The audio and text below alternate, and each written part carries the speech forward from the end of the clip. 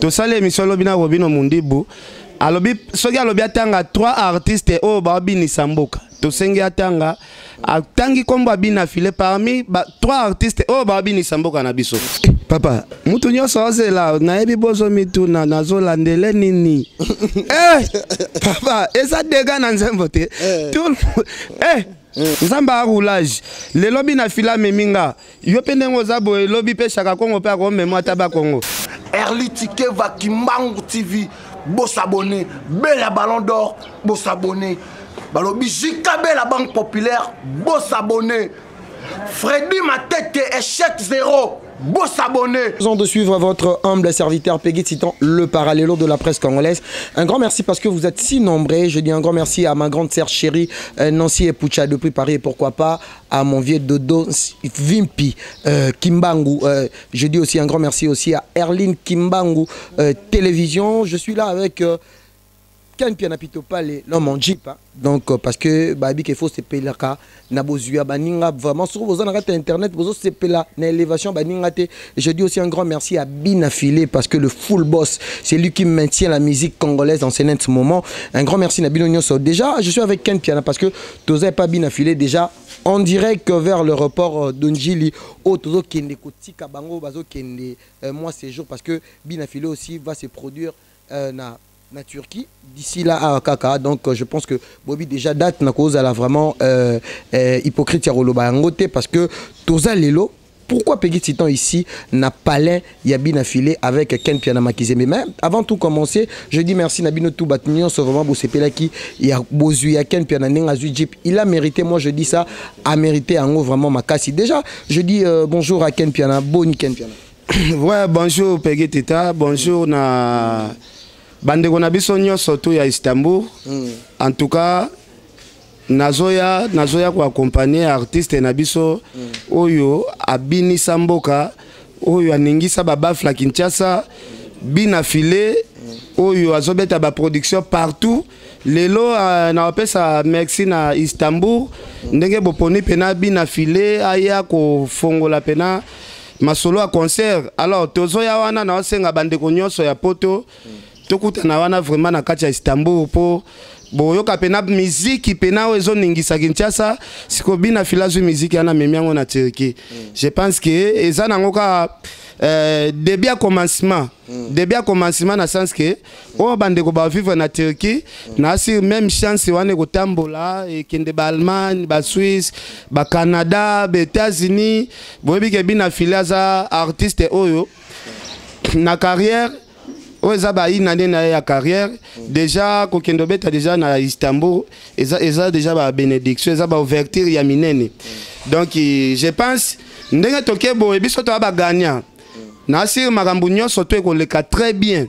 En tout cas merci mingi na Hussein Saidi ndenge o penser ko bengisa bina filé donc batu boza la calme ba plein obi na fila sala na RDC alors que ndo sala ngo siko libanda boko sentir pena kolela bina file libanda. Pour nini choix ya bina filé c'est comme si tu deviens polyvalent ba ming avec l'artiste Fally Ipupa mais cette fois-ci aux autres qui n'a bina filé ko accompagner et surtout na communication. Est-ce que Eza et Loro Mabe? Merci beaucoup on soutenir ba Aigle na kendaki na grand aigle lelo na wakinde na petit aigle donc ba fanatique nyonso to ya Fally balobaka bina filia za biso partout à Robeta Togotia poa déjà ba fanatique ya Fally Ipupa ba soutenaka bina filé ngape naza moko ya bato Fally Ipupa o naza sima ya bina filé parce que na va jeka na aigle na kenda na aigle na okende suna aigle donc bina filé bato belé ba benganga ba warion belé ba benganga ba lobi en tout cas bina filé to soutenir ye to koya parce que yo yebi kaka mais nzele za moulayi tozo kende dans nzele za moulayi vraiment. Merci beaucoup Ken Piana toza un peu rapidement déjà arrivé na bino na kati ya Turquie déjà bat barumo na bino bina filé lelo Azosa la fierté à musique congolaise mais tout mona batumususu vraiment c'est comme si Azosa l'a appuyé et surtout dans la partie émission tu viens de parler de Fally Ipupa c'est comme si le seul bateau bazo soutenir parce que il faut soutien hier à part c'est là on a expliqué au monde bina filé Aza artiste o azana rankini na mutu moko te na ndimi te ka artiste moko aleka te fazo boya bina filé to sale émission lobina Robino Mundibu alobi soki alobi atanga 3 artistes oyo babinisa mboka tosengi atanga atangi kombo Bina Filé parmi 3 artistes oyo babinisa mboka na biso. Bina Filé aza bien na Wera, Bina Filé aza bien na JB, Bina Filé aza bien na Héritier, Bina Filé aza bien na Bafere, Bina Filé aza bien na Bainosa, Bina Filé aza bien na Fabregas Maestro, papa na ye wa bimisa na musique. Mais Koffi Olomide azali papa na ye bomona ke na matanga. Bina Filé aza na conflit ata na da yaza artiste o azanga tâche. Yazanga tâche ndenge zana Bina Filé aza na chance na epo ba fanatiki ya ba leader nyonso mboko bakoya kwa appuyer Bina Filé. Ezana ba fanatiki moko te ba loba ote to ko ya te po Bina Filé. Non, ye azana na sima ya ba fanatiki presque nyonso tout. Je pense salle au Bapesi Koutouna mona 3000 personnes salle yana neti ezala muke. Ezala muke parce que ye congolais nyonso to aza côté kuna na basi na bango mindele babala bala na bana na bango donc ba mona place ngo ya muke. Ezala occasion pe na bato baza na état Schengen ba ya Turquie pour na ko savourer la bonne musique ya Bina. Mais papa musique o bato bazoka na musika ndenge zo kanga mboka ndenge zo binisa mboka. Parce que nani ngo andima perdre occasion ya ko mona Bina Filé. Mutu nyonso to dans l'émission na minute au poto eza tombé na ndenga ba blague te. Tout le monde a là au moni na poto pour qu'il avec plaisir. Faut ba mona na ba image na ndengo zo ningisa mboka. Bina Filé bo mona ki ba scandale sala na Angola. Bon siko même ici à Kinshasa to moni na Chetemba parmi ba meilleurs concerts na beti na lisolo na Angola parce que Kinshasa bolo baba monela ngo pour akola na kin ngalo bi Angola nan. Donc je pense Marambutu ezanango pepele déjà. Déjà je sais pas si on peut avancer chez Bina Filé parce que déjà il doit parler un mot. Déjà je vais m'avancer. Merci Nabino, merci Nancy et Pouchala Megan, ma grande sœur chérie. Merci à Kabemba Dinamour déjà qui me suit en ce net moment. Donc déjà je suis avec Bina Filé full boss parce que moi je dis ça, il maintient notre musique en ce net moment parce que il y a une maman qui est la musique jusqu'au bout. Bonjour Bina Filé. Ah, bonjour. Bonne santé. Déjà dans quelques temps aux ala déjà na Istanbul na mboka bakale déjà na Europe na le monde entier déjà mona qui affiche. Aujourd'hui ça te fait comment que Bina Filé aujourd'hui ndenge Ken Penalobi une année à carrière, mais c'est comme si tu as déjà fait 10 ans. C'est quoi? Tu avais déjà préparé tout ça avant déjà que Okoma Lelo Bina Filé parce que Ozaki déjà Moto, déjà tant Ozaki na Fabregas Maestro, Ozaki comme meneur de G. Lelo Zayo Moko, on voit toujours même diapason, on a même vent. Ça te fait comment? Ça l'a bien comment on a Lelo. Et puis on a Lelo grâce à Nzambe, on a fanatique, donc merci. Et dans Istanbul, nous avons déjà. Le 24 octobre, tu as tout bête musique pour nous tomber le coup mamboka.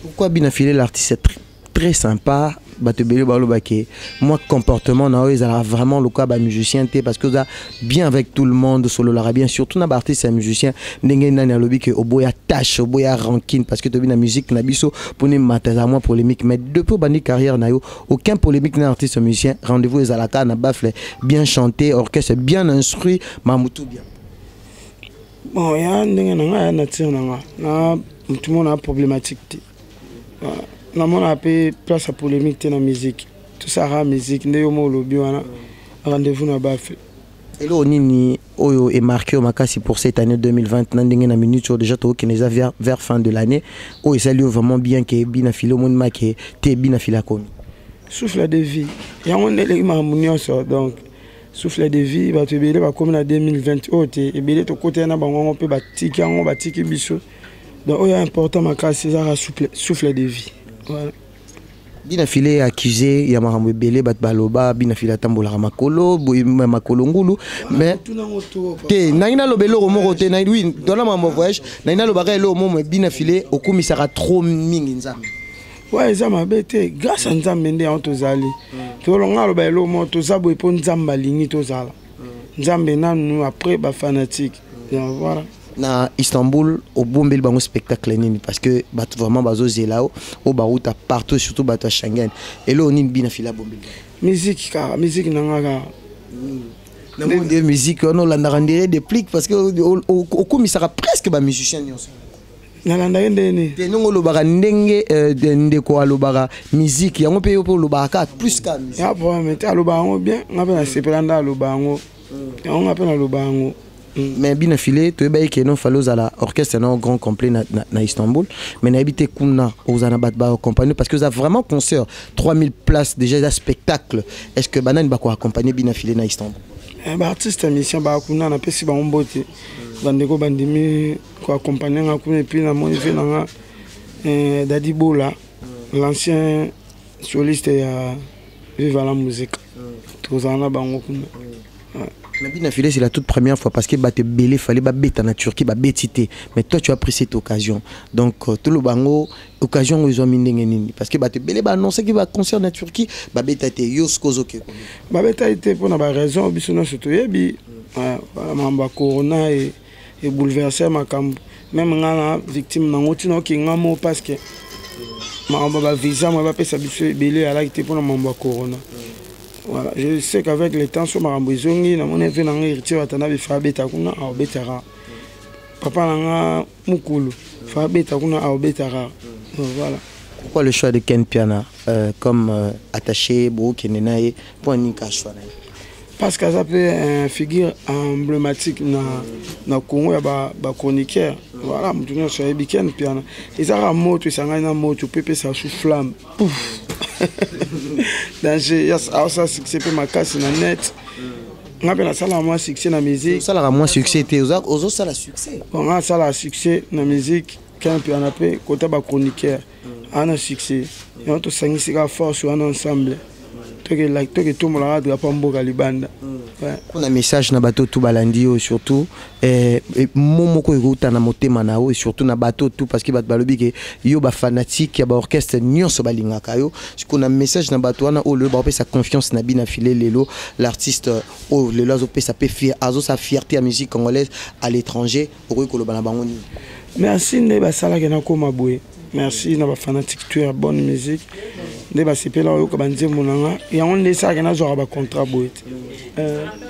Turquie, surprise après Turquie, le 7, le 8, Kisangani.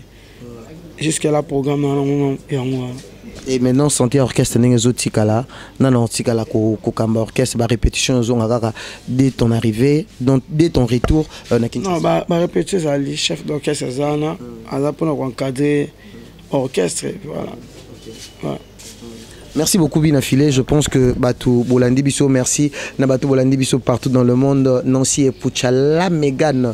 Je dis aussi un grand merci aussi Nabato Toubozolanda, émission vice versa, Kimbangu TV, donc merci na Yemoko Francine Noble, merci na Dinamour Kabemba, donc merci Nabato tout Bolingara Peggy Titan intelligent de la presse congolaise, le parallélo, donc on est vraiment fiers hein, parce que Bino bien Peggy Titan Yolinga Binafilé fort, Olinga Binafilé fort, pourquoi pas.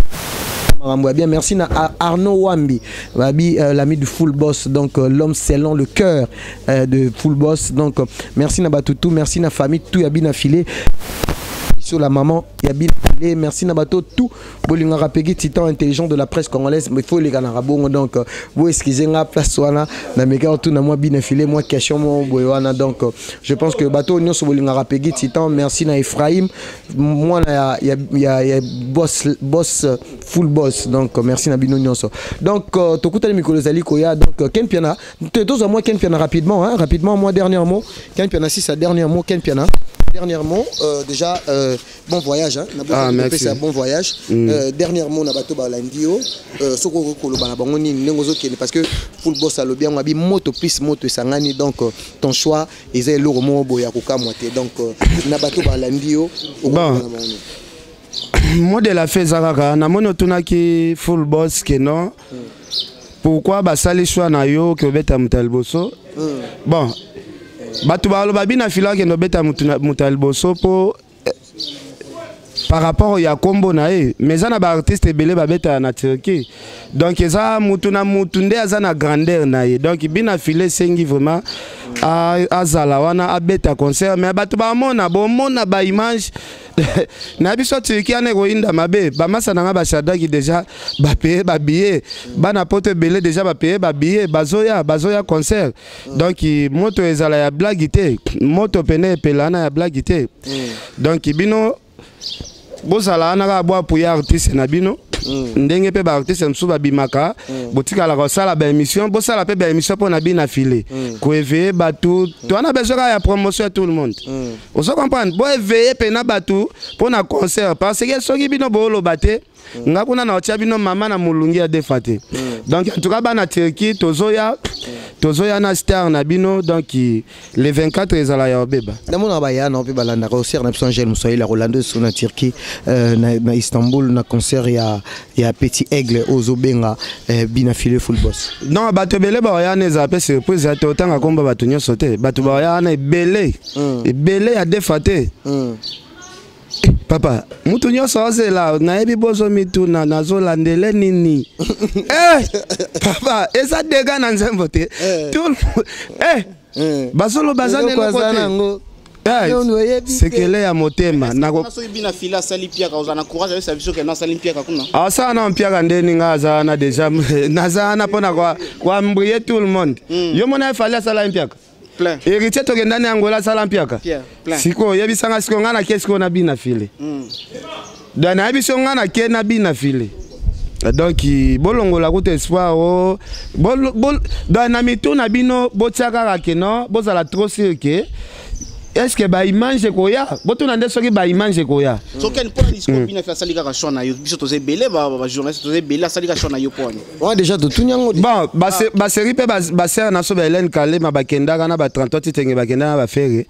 ngape ba sala shona ngate voilà ba fe na biso joka ka bengela kenda ko fuka melaji be kuna voici l'homme est-ce que ngana kenda tikalaka siko banati lokole ewe ka mema bango nga kenda te mutu na mutu azana tana ye nzamba roulage le lobby na fila meminga yo pendengo za boye lobby pe chaka Kongo pe ko memo ataba Kongo de mutu na mutu azana tana ye ndeko na biso pe aza awa héritier pa ko meme pe Turquie azokende donc bakobino pe bakomema bino pe donc eza mutu na tana ye yo to ebi kono za muta fali yo commission pa bina fila e bongo fali ya mibenga nini aigle ouais aigle bina fila mibenga nini Petit Aigle siko kaba fanatiki wana ya Aigle munene nde basengi ba fanatiki ya Aigle munene nde basengi Aigle mukeke no memela biso ka ken kotika ete po yo kwa moza Aigle biso to ya soutenir yo memela biso petit Aigle moko lelo bato bala bakeno ken yo sa muta profil na batuka na ba intérêt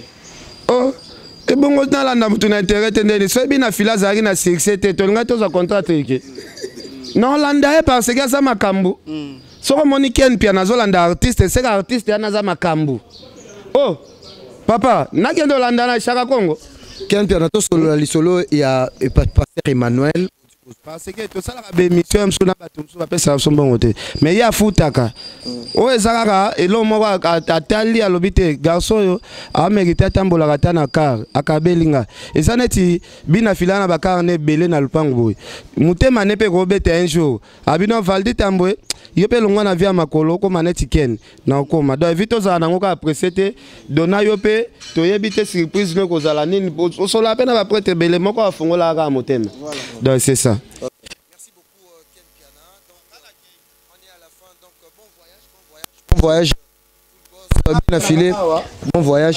Donc Bino bok. Bon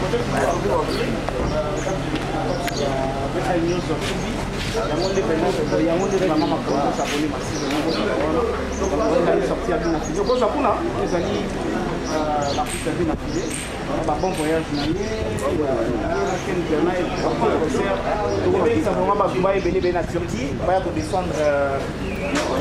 va soutenir bien affilé, ça là vraiment bien. Aujourd'hui on va tout on va partir par là, bien affilé, ça là vraiment bien. Donc c'est la musique congolaise qui gagne, c'est la presse congolaise qui gagne. Tout le monde Ken Piana, délégation bien affilée, avec des presse.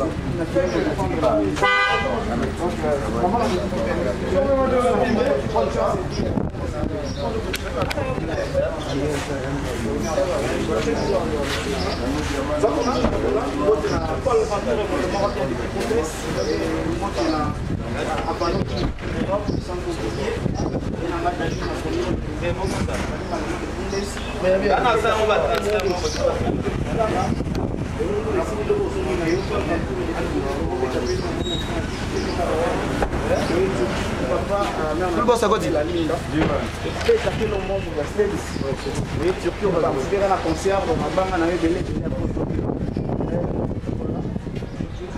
Alors, Zora Bambias,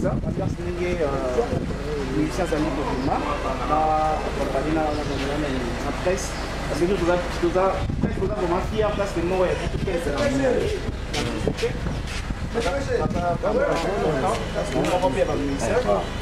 qui est du Banna. Donc, c'est le comment qui gagne. On peut avancer, hein. C'est le comment qui gagne, c'est là, le grand voyage, et puis le grand concert. Vraiment. Mais c'est le GT. Voilà. Merci beaucoup à toutes ces personnes qui sont en train de nous suivre. Comprenez que nous sommes venus accompagner l'artiste à Benafilé qui est pas pour Turquie. Allez, aussi déjà. Allez, deux hommes, c'est pourquoi on est deux aussi là. C'est pourquoi on s'est absent pour ça. D'un côté, nous sommes très dessus. Plusieurs Congolais qui sont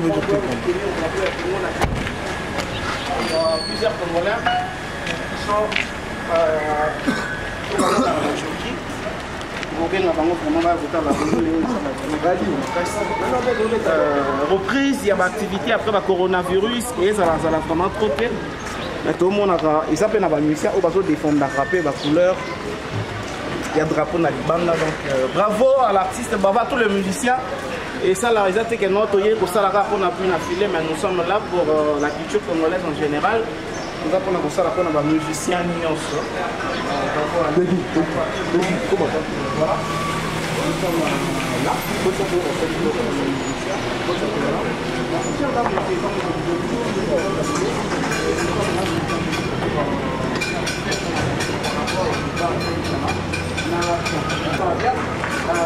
Bella lì la situazione di rompete non mi sta dicendo molto che allora tu mai che non io potano fare la che da prima con noi il punto è stata la